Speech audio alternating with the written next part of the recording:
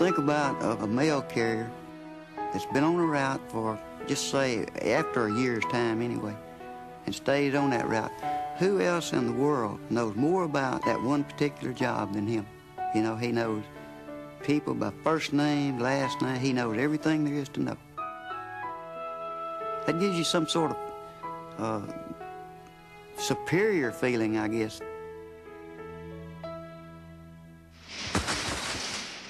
From 2:30 till 11, we'll handle anywhere from 500,000 to 1 million plus letters. My route is 85 miles long each day. I have 565 families. You get out some morning, there's ice on the ground, and about the first hours, you hit the ground 2 or 3 times. And I mean good spills. It's hard mentally to keep a good attitude because you do get a lot of complaints from customers, which can wear you down after a while. At Christmas, it is bah humbug. Lines are 25, 30 feet long for at least 6 of the 8-hour day. You don't get a break. You may not get a chance to go to the bathroom, have to cut your lunches short. We have a lot of chronic grumpettes is what I call them.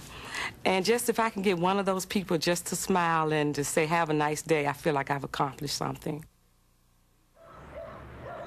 We are the house callers of the United States. We usually are there every day, around or about a particular time, and many people look for us. We're also the watchers of the neighborhood. There was a gas leak where I deliver the mail, and I was able to tell someone about it, and they got it straightened out. There was also a breaking and entering, and I really didn't see the breaking and entering, but I did see the car that was there, and so I wrote down the license plate of this car that kept coming by, and that was the car. So we are there, sometimes unnoticed by most people, but certainly very much noticed by people whom we deliver the mail to. There are 2 sides, there are 2 worlds in the area that I service. One is a world where everything that you could possibly want is there. The other is the world where public assistance is a must. And it's important that we as letter carriers do the very best that we can to make sure that the service that they get is the same. One lady, she came up to the counter and said, you must really love to work in the yard, don't you? And I thought, yes, I do. I had no idea why she was asking this, and then she says, well, I figured you did. Was that beautiful tan that you have? She just didn't realize I was Hispanic, I guess. When I went to my first postmaster job in Elgin, Texas, the community was probably about 25% Hispanic, 25% black.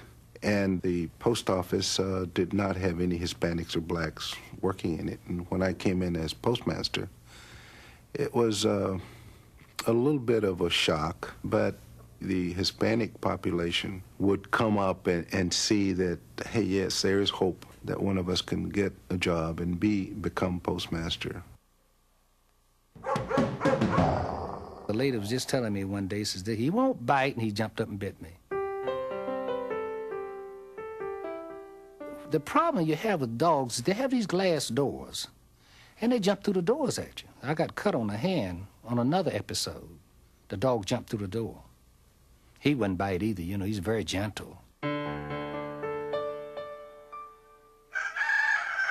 This lady owned a rooster. Rooster's name was Sam, and she loved that rooster like a kid, I guess. And evidently the feeling was mutual because he was very protective of his territory. So each morning I go inside the gate, and there's Sam. So I take this spray, what the Postal Service calls dog spray. I'm using for rooster spray now. And I shoot him full in the face for as long as it takes to get the mail delivered. And then I come back out of the yard. But Sam hated me, I can promise you that. It was a hot summer day, and I never will forget this. And I looked around. I didn't see Sam in the yard anywhere. I thought, she has pinned that rooster up finally. So I got halfway to the mailbox, and I caught something out of the corner of my eye, and it was Sam about 2 foot off the ground. flying right toward me. Reflexes, I grabbed that sun helmet and I hit Sam full in the face, and he fell out on the ground unconscious. Miss Frazier comes out and she said, "Oh, mailman, you have killed my rooster." I said, "No, ma'am, I think he'll be all right, you know, in a few minutes."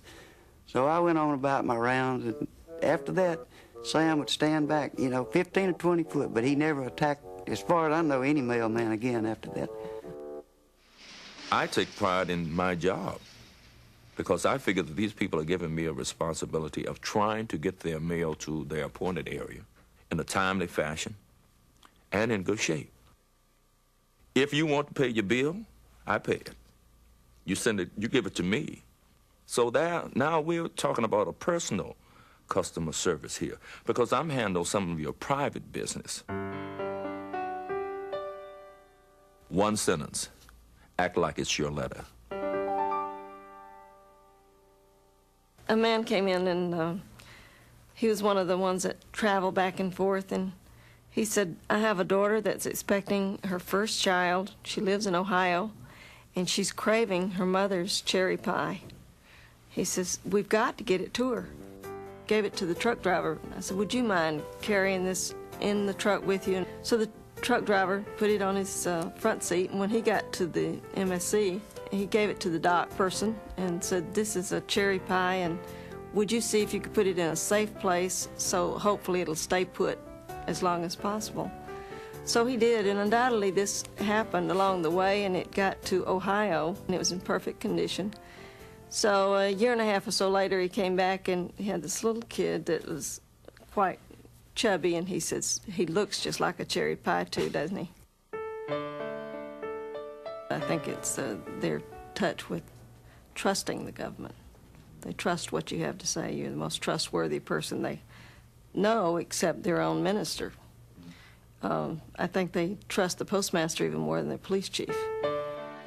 When I left Oak Hill, some of them were in tears, and, you know, that was sad.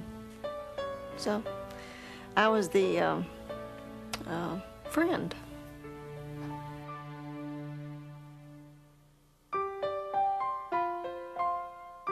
There are a lot of postal families. I had an uncle who previously worked for the post office. My father's a retired letter carrier. My brother did work for the post office. My sister is a flat sorter operator. My daughter most recently worked for the post office as a carrier. My oldest daughter is now a rural carrier. My father started for the Postal Service in 1949, which was the year before I was born. My father used to come in after work, and the first thing he would do is he would put his hat on my head. I was his junior mailman for the day. They share a lot of things in their life with us. We watch their kids grow up, go to school, their kids come home, have grandchildren, and we know all the events in their life. Probably most carriers, they have someone on their route that they do special things for. I had a 96-year-old lady that lived a mile down a dirt road all by herself. If she ran out of bread or whatever, she would ask me to bring her a loaf of bread. I may be the only person she would see, you know, for weeks at a time. But she knew that I was going to be there every day.